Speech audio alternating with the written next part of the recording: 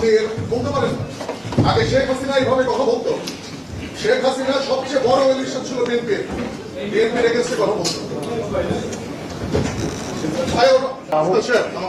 বিশেষ করে এটা তো শালীনতা হইল না। আমরা তো আপনাদের কাছ থেকে শালীনতা আমি তো শিষ্টাচার প্রত্যাশা করি।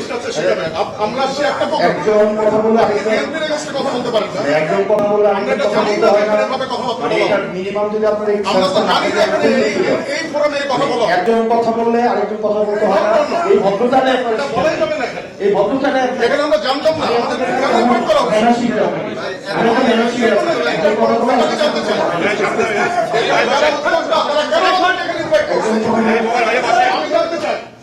আমাদের কেন এখানে ইনভাইট করা হচ্ছে এটাকে আমাকে এক্সপ্লেইন করতে হবে। আপনার কাছ থেকে আমি শিখবো, কিন্তু আপনি যদি আপনি এইভাবে কথা বলতে পারেন, আপনি এভাবে কথা বলতে পারেন। আমাকে বলতে হবে, আমাকে বলতে হবে কেন এখানে আমাকে ইনভাইট করা হচ্ছে। আপনি এইভাবে বলতে পারেন।